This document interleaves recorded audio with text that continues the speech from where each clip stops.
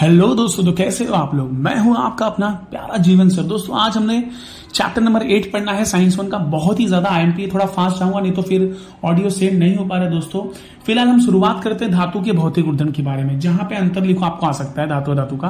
तो धातु में चमक होती है। हाँ, एक चीज बताना चाहता हूँ, यहाँ पे हम लोग अपवाद को कंसेप्ट बोलते ना कंसिडर नहीं करेंगे, एक्सेप्शन को यहाँ पे कंसिडर नहीं करना है। पहला, धातु में चमक होती है और धातु में चमक नहीं होती। धातु में तन्यता होती है और धातु में तन्यता नहीं होती। धातु में विद्युत की सुचालक होती है और धातु विद्युत की कुचालक होती है। धातु में आघात वर्धता का गुणधर्म होता है, मतलब जिसको मारने से मुड़ जाए, और अधातु में भंगुरता का गुणधर्म होता है। तो बेटा ये था हमारे धातु की कुछ हमारे डिस्टिंग्विश पॉइंट, कुछ पॉइंट्स थे। दूसरा चीज कि धातुएं जो होती है ध्वनिवर्धक होती है, मतलब कुछ धातुएं ध्वनि उत्पन्न करती है और धातुएं ध्वनिवर्धक होती नहीं। धातु का एग्जांपल आप सोना चांदी समझ सकते हो, सोडियम से सोना समझ सकते हो, और अधातु के एग्जांपल में आप रबड़, कांच, लकड़ी, फास्फोरस, सल्फर ये भी समझ सकते हो। तो ये था। लेकिन अगर एग्जाम में आया कि धातुओं के भौतिक गुणधर्म बताइए, तो आपको कैसे लिखना है बेटा, तब आपको प्रॉपर ऐसा लिखना है। जैसे विद्युत लिखिए, विद्युत को हेडिंग लाइन लिखना है, फिर आपको लिखना है धातु विद्युत की सुचालक होती है। फिर आपने लिखा उष्मा, तो धातु उष्मा की सुचालक होती है। फिर लिखा आपने तन्यता, तो धातु उष्मा की तन्यता, धातु में तन्यता का गुणधर्म पाया जाता है। 1 ग्राम सोने से लगभग 2 किलोमीटर इतना लंबा तार हम लोग बना सकते हैं। आप ऐसा आपको हेडिंग डालना है, फिर अंदर लिखना है। लेकिन अगर डिस्टिंग्विश में है तो आपको ऐसे लिखना है कि धातु विद्युत की सुचालक, धातु विद्युत की कुचालक, ऐसे लिखना आपको। सॉरी ये तो हमारा धातु का भौतिक गुणधर्म हुआ। हम लोग शुरुआत करेंगे धातु के रासायनिक गुणधर्म के बारे में। रासायनिक गुणधर्म बहुत सिंपल है मेरा बच्चों, आप एग्जांपल देख लेना, पेज नंबर 94 पे देख लेना। जब धातु का ऑक्सीजन से अभिक्रिया होगा, पहला है तो धातु ऑक्साइड बनता है। ये सारी चीजें हो गई बच्चों, ठीक है। दूसरा, धातु का पानी से अभिक्रिया। दूसरा, धातु का पानी। एक बात बताना चाहता हूं बेटा, जब धातु का पानी से अभिक्रिया होता है ना, तो हाइड्रोक्साइड का निर्माण होता है। किसका निर्माण होता है? हाइड्रोक्साइड का। और कहीं कहीं ऑक्साइड बनता है, लेकिन सबके बीच में कॉमन चीज क्या है? हाइड्रोजन गैस बनती है। क्या मुक्त होती है? हाइड्रोजन गैस मुक्त होती है। जैसे कुछ जो तत्व होते हैं वो पानी से अभिक्रिया करते हैं, फटाफट अभिक्रिया करते हैं। जैसे कोरोना का बवाल है, नाक का सवाल है, नाक Na, सोडियम, के मतलब पोटेशियम, ये पानी से तीव्र गति से अभिक्रिया करते हैं। अब आ गया कौन है जो धीमी गति से धीरे धीरे धीमे धीमे धीमे कौन करता है? वो है कैल्शियम। कैल्शियम जो है मेरा बच्चा, वो मंद गति से पानी से अभिक्रिया करता है, और जिसमें से हाइड्रोजन गैस के बुलबुले निकलते हैं बेटा। और जिसके कारण जो कैल्शियम हाइड्रोजन के, इसमें वैज्ञानिक कारण में क्वेश्चन आता है कि कैल्शियम पानी पर तैरता है। क्यों? क्योंकि जब कैल्शियम का पानी के साथ मंद अभिक्रिया होता है तो वहां पे हाइड्रोजन गैस के बुलबुले निकलते हैं, जिसके ऊपर कैल्शियम तैरता है। कौन से ऐसे तत्व है जो पानी से अभिक्रिया नहीं करते, चाहे ठंडा पानी रहने दो चाहे गर्म पानी? तो वो हो गया बेटा आलू जिन फेंको। आलू जिन फेंको, एल मतलब एल्यूमिनियम, जिन मतलब जिंक, Zn जिंक मतलब जस्ता, जीवन क्लासेस का बस्ता। क्या बात है। Fe मतलब आयरन, आयरन माने लोहा, सुबह का नाश्ता पोहा। तो आलू जिन फेंको, Al Zn Fe, ये जो 3 तत्व है बेटा, ये मध्यम क्रियाशील भी होते हैं, इनको रखा गया है थोड़ा सा। और दूसरा, ये ठंडे पानी या गर्म पानी से अभिक्रिया नहीं करते, लेकिन पानी की जो भाप होती है ना, वाष्प बेटा, उससे अभिक्रिया करते हैं। तो हमारा 2 रासायनिक गुणधर्म यहाँ पे हो जाता है। अब हम बच्चा एक कॉन्सेप्ट है बेटा, याद रखना, माझी आलू जिन फेंको, जहां पे Mg जो बड़ा है Al से, Al एक्टिव है, Zn से, Zn एक्टिव है Fe से। तो वो जो आपकी बुक में पेज नंबर 94 में एकदम नीचे दिया गया है, वो देख के जाना, क्योंकि कभी कभी रिक्तस्थान में चेक करने आता है कि कौन सा सही कौन सा विकल्प गलत है, तो वो देख लेना बच्चों। आप सभी जानते हो जब धातु का अम्ल से अभिक्रिया होता है मेरे प्यारे बच्चों, तो बनता है लवण। क्या बनता है? लवण। लवण माने नमक, नमक बनता है, और साथ में पानी मुक्त होता है, सॉरी साथ में हाइड्रोजन गैस मुक्त होती है। तो ये हमारा था धातु का अम्ल के साथ में अभिक्रिया बच्चों। हाँ, अब जो मैं बताने जा रहा हूँ पेज नंबर 97 पे बच्चों देखना, वो धातु की क्रियाशीलता सबसे ज्यादा एमपी क्वेश्चन है। वहां पे देखो ग्रीन ग्रीन लाइट लिखा है, जैसे जो ऊपर लिखा है पोटेशियम, सोडियम, लिथियम, कैल्शियम, ये जो 4 तत्व होते हैं लगभग, ये बोलते हैं ना अधिक क्रियाशील होते हैं। तो आपको याद करने का टेक्निक याद कर लो। काली नाक, Ca, काली, ली, Li लिथियम, Na मतलब सोडियम, के मतलब पोटेशियम, ये अधिक क्रियाशील होते हैं। फिर माझी आलू जिन फेंको, अब क्या बोलूं आगे, एसन से तो मैंने कुछ अलग बताया था क्लास में, आप जानते हो। पीर, माझी आलो चिन्ह फेंको डैश पर, आप समझ जाओ मैंने क्या बोला। तो ये मध्यम क्रियाशील हो गया। Ag और Q हग, आप समझ जाओ मैंने क्या बोला। Ag और Q हग, ये मध्यम कम क्रियाशील। वो चार्ट देखना, आप समझ जाओगे। जैसे अगर मैं बोला पानी से अभिक्रिया कौन करता है, तो काली नाक करता है, कैल्शियम, लिथियम, सोडियम, पोटेशियम। मैं बोलूंगा कि अम्ल के साथ अभिक्रिया कौन करता है, तो आप बोलोगे सर पोटेशियम से लेकर के कहां तक? सीसा तक, प्लम्बम जिसको बोलते हैं, लीड तक। बोलूंगा ऑक्सीजन से अभिक्रिया कौन करता है, तो आप बोलोगे सर सोडियम से, पोटेशियम से लेकर के चांदी तक। सबसे कम क्रियाशील मतलब कौन होता है? सोना ही होता है। जो जल्दी अभिक्रिया करता नहीं है। तो ये था हमारा क्रियाशीलता था, तो क्रियाशीलता। उसके बाद हमारा आयनिक यौगिक क्या होता है मैं आपसे डिस्कस कर चुका हूं बच्चों चैप्टर नंबर 9 में, तो आपको पता चल जाएगा, चैप्टर नंबर 9 में बता दूंगा मैं। आयनिक यौगिक के गुणधर्म भी आपको मैंने वहां पे चैप्टर नंबर 9 में डिटेल था। धातु विज्ञान किसे कहते हैं, अब जरा सुनना बेटा क्या होता है। धातु विज्ञान से पढ़ने से पहले हमको कुछ टॉपिक पढ़ना है जिसको बोलते हैं खनिज और अयस्क पे टिप्पणी। बताओ खनिज अयस्क पे टिप्पणी जिसको हम बोलते हैं धातुओं की उपस्थिति क्या होता है। देखो पृथ्वी पर ना बेटा बहुत से तत्व होते हैं वो संयुक्त अवस्थाओं में होते हैं। संयुक्त अवस्था में जल मतलब किसके रूप में, या तो नाइट्रेट के रूप में, या तो कार्बोनेट के रूप में, या तो सोफोर सल्फेट या पोफोर फॉस्फेट, NO3 CO3 सोफोर पोफोर के रूप में होते हैं। लेकिन कुछ तत्व होते हैं जो बेटा एकदम होते हैं ना स्वतंत्र अवस्था में होते हैं, जैसे सोना चांदी प्लेटिनम पारा, सोना चांदी प्लेटिनम पारा स्वतंत्र अवस्था में। लेकिन बेटा ये जो खनिज पाए जाते हैं ना इनमें बहुत सारी बेटा अशुद्धियां होती है मेरा बेटा, और इन अशुद्धि को हम लोग क्या कहते हैं, असार कहते हैं। अगर इसी कचरे को मैंने साफ करके निकाल दिया, हटा दिया, तो मुझे शुद्ध अयस्क मिलता है मेरे बच्चों। तो पृथ्वी के सभी स्थानों पर खनिज और अयस्क का परिमाण समान नहीं है। जरा सुनना था, मैं बता रहा था कि खनिज आपको धातु की उपस्थिति या खनिज अयस्क पर टिप्पणियां तो लिखना क्या है। पृथ्वी के पृष्ठभाग पर कुछ तत्व संयुक्त अवस्था में होते हैं, कुछ बेटा मुक्त अवस्था में। तो संयुक्त अवस्था में किसके रूप में होते हैं, NO3 CO3 सोफोर पोफोर, और स्वतंत्र अवस्था में कौन होता है, सोना चांदी प्लेटिनम पारा। पृथ्वी के पृष्ठभाग पर पाए जाने वाले अशुद्ध यौगिक को खनिज कहते हैं, और इसी खनिज का निष्कर्षण करके साफ करके जो यौगिक प्राप्त होता है उसे अयस्क कहते हैं। पृथ्वी के सभी स्थानों पर खनिज और अयस्क का परिमाण समान नहीं है, भिन्न भिन्न स्थानों पर खनिज अयस्क का परिमाण में भिन्न भिन्न होता है। इन अयस्कों में बहुत सी अशुद्धियां होती है जिसे हम असार कहते हैं। और मेरे प्यारे बच्चों बताना चाहता हूं कि अयस्कों का शुद्धिकरण करके उससे धातु प्राप्त करना और उसका इस्तेमाल करना, उसका उपयोग करना, ये जो तंत्र विज्ञान होता है, जो स्टडी होता है, उसे ही धातु विज्ञान कहते हैं। तो अयस्कों का या खनिजों का निष्कर्षण करके बाद में उसका उपयोग मतलब उसमें धातु प्राप्त करना और शुद्धिकरण करके उसका उपयोग करना, इसे धातु विज्ञान कहते हैं। फिर बच्चा धातु विज्ञान के कुछ सिद्धांत होते हैं। प्लीज प्लीज प्लीज ये डायग्राम देख लेना, पेज नंबर 100 बप्पा सापला पहला नंबर।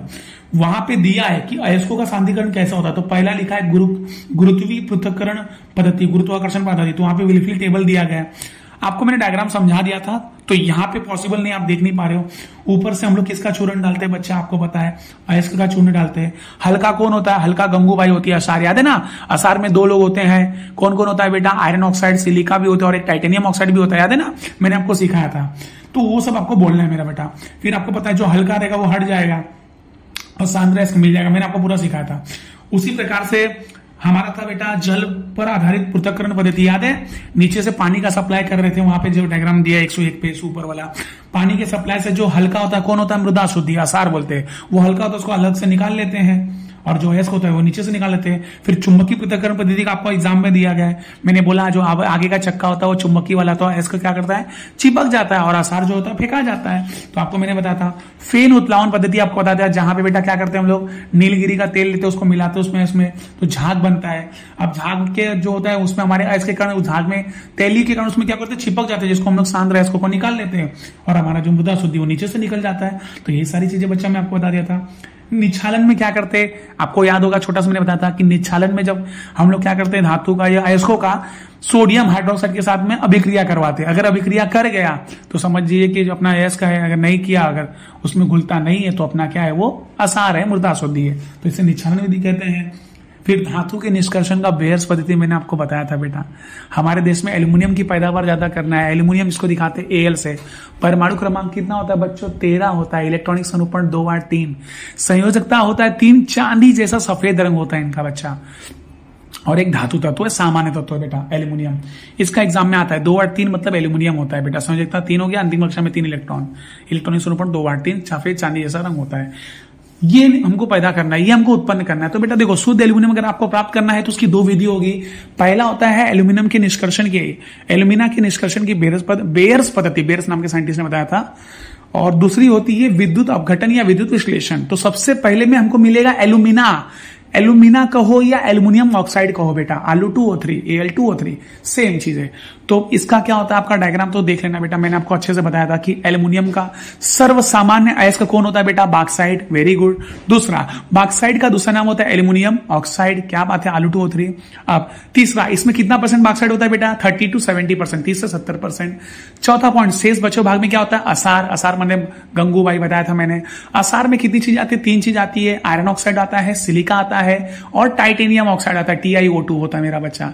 लेकिन हमको तीनों से मतलब है क्या, नहीं भूल जाओ। तो हमारा पहला बच्चा कौन था, एल्यूमिनियम ऑक्साइड। उस एल्यूमिनियम ऑक्साइड को हम लोग जलीय सोडियम हाइड्रोक्साइड के साथ में, NaOH के साथ में, सोडियम हाइड्रोक्साइड को हम लोग कास्टिक सोडा भी कहते हैं, जो कपड़ा धोने के साबुन में बनाने में इस्तेमाल होता है। तो जब एल्यूमिनियम ऑक्साइड को सोडियम हाइड्रोक्साइड के साथ में इस्पात की टंकी में, इस्पात माने स्टील होता है, 2 से 8 घंटा 140 से 150 डिग्री सेल्सियस तापमान पर गर्म करने पर मेरे प्यारे बच्चों, ना Alu2 NaAlO2 सोडियम एल्यूमिनेट का निर्माण होता है बेटा। फिर इस सोडियम एल्यूमिनेट को हम लोग क्या करते हैं, पानी से धोकर सुखाकर लगभग 50 डिग्री सेल्सियस तक तापमान तक ठंडा करते हैं। तब हमारा एल्यूमिनियम हाइड्रोक्साइड का AlOH का हमें अवक्षेप तैयार होता है। अवक्षेप मतलब जो पानी में अघुलनशील होता है। फिर एल्यूमिनियम हाइड्रोक्साइड का अवक्षेप को हम लोग सबसे पहले उसको छान कर, धोकर, सुखाकर 1000 डिग्री सेल्सियस पे गर्म करके तब हमको शुद्ध एल्यूमिना मिलता है बच्चों। एल्यूमिनियम ऑक्साइड मिलता है, मतलब बॉक्साइड मिलता है। क्या हमको एल्यूमिनियम मिला क्या, नहीं मेरे प्यारे बच्चों। एल्यूमिनियम के लिए दूसरा प्रोसेस करेंगे जिसे हम क्या कहते हैं, विद्युत विश्लेषण। अब चलो विद्युत विश्लेषण, जो आपके डायग्राम दिया है, एक मिनट बताता हूं कहां पे दिया होगा डायग्राम। पेज नंबर 104 पे देखना, डायग्राम दिया विद्युत विश्लेषण का। तो बेटा विद्युत विश्लेषण के लिए जो टंकी होती है इस्पात की होती है, मैंने बताया इस्पात माने स्टील होता है, और उसके भीतर ग्रेफाइट का स्तर होता है। ग्रेफाइट किसका बच्चा है, कार्बन का बच्चा है। ये नहीं तू मेरा बच्चा है, वो वीडियो इंस्टाग्राम वाला मत बोलना। ये ग्रेफाइट का किसका बच्चा है, कार्बन का बच्चा है। समझ में, ना ही मेहरारू का, हाँ माँ का बच्चा नहीं है, लेकिन कार्बन का बच्चा है। तो ये जो विद्युत विश्लेषण के लिए सबसे पहला याद रखना बच्चों कि विद्युत विश्लेषण द्रव अवस्था में होना चाहिए, मतलब जो भी एल्यूमिना मिला है वो द्रव अवस्था में होना चाहिए। दूसरा, इस्पात की टंकी होनी चाहिए। उस इस्पात की टंकी के अंदर बेटा जो अंदर लेयर बना है काला काला, वो ग्रेफाइट का स्तर होता है। ग्रेफाइट समझते हो ना बेटा, कार्बन का बच्चा है जो ऋणाग्र का काम करता है। और अंदर वहां पे जो छड़ें डूबी हुई आपको दिख रही बेटा, वो भी ग्रेफाइट की छड़ है जो धनाग्र का कार्य करती है।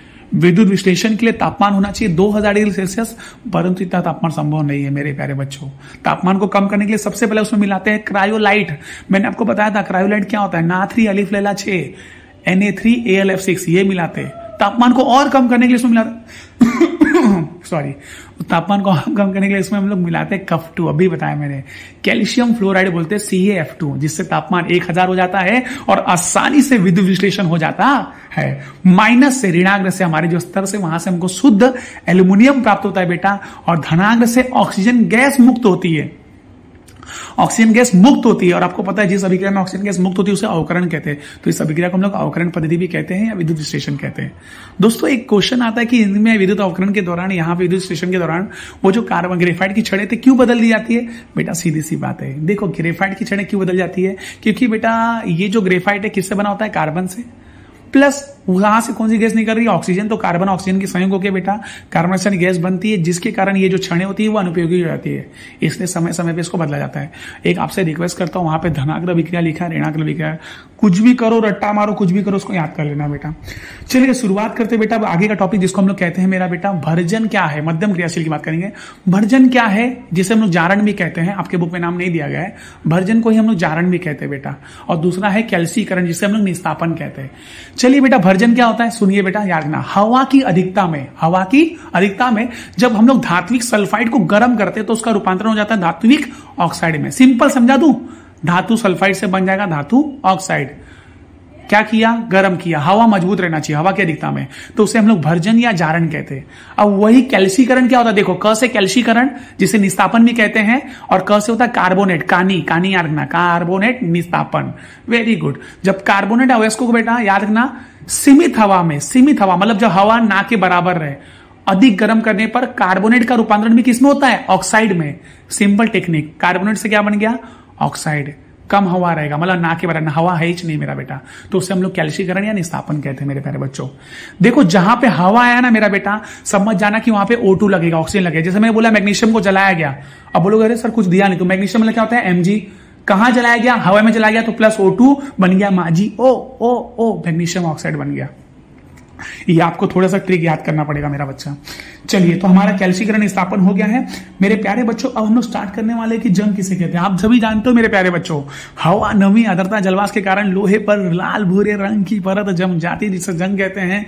जंग का सूत्र होता है Fe2O3.XH2O या H2O, मैंने बताया था। फिर जंग से क्या होता है, क्षरण। जब जंग के कारण किसी धातु का हानि होता है उसे क्षरण कहते हैं। क्षरण प्रतिबंधक उपाय वेरी एमपी क्वेश्चन है, 5 एग्जाम में आता है मेरे प्यारे बच्चों। पहला है गैल्वेनाइजिंग, जिसमें हम लोग तांबे या पीतल पे जस्ते का परत चढ़ाते हैं बेटा। गैल्वेनाइजिंग में सिंपल याद रखना, गैल्वेनाइजिंग की प्रक्रिया में जस्ते की परत चढ़ाते हैं। दूसरा, टीन की परत चढ़ाना बेटा, याद रखना, टीन की परत चढ़ाना मतलब होता है उसमें टीन की ही परत चढ़ाते हैं, जिसे कलई करना भी कहते हैं। तीसरा, विद्युत विलेपन, जैसे एक लोखंड का चम्मच और एक चांदी का चम्मच है, जंग सबसे पहले किसमें लगेगा, आप बोलोगे सर लोहा, मतलब लोहा अधिक क्रियाशील है और चांदी क्या है, कम क्रियाशील। तो मैं लोहे पे अगर चांदी का अगर विलेपन कर दूं तो उसको भी टाइम लगेगा जंग करने, बस यही मतलब क्या करते हैं, अधिक क्रियाशील धातु पर कम क्रियाशील धातु का परत चढ़ाना, इसे विद्युत विलेपन कहते हैं। चांदी विलेपित चम्मच एग्जाम्पल है। धनाग्रीकरण, धनाग्रीकरण में हम लोग ऑक्साइड की परत चढ़ाते हैं। और बेटा लास्ट वाला सम्मिश्रीकरण, धनाग्रीकरण मतलब वही एनोडाइजिंग जिसे कहते हैं। लास्ट वाला सम्मिश्रीकरण, 2 या 2 से अधिक धातु हो या एक धातु एक अधातु हो मेरे प्यारे बच्चों, इसके मिश्रण को सम्मिश्रण कहते हैं। और सम्मिश्रण का क्षरण नहीं होता। मैं इससे बताना चाहता हूं, इसमें एग्जाम में हमेशा क्वेश्चन आता है कि बताइए कांसा किससे बनता है, तो कांसा बनता है तांबा टीन से, जिसमें तांबा होता है 90% और हमारा टीन होता है 10%। इसी प्रकार से sorry stainless steel, stainless steel किससे बनता है, स्टेनलेस स्टील बनता है लोहा, क्रोमियम, कार्बन, जिसमें लोहा होता है 74%, क्रोमियम होता है 18% और कार्बन होता है 8%। दोस्तों प्लीज मैं आप लोगों के लिए इतना मेहनत कर रहा हूं, वापस से पूरा लेक्चर एक्सप्लेन कर रहा हूं, प्लीज मेहनत को ऐसे मत जाने देना, अच्छे से पढ़ लेना। दोस्तों all the best, thank you so much, love you guys, take care.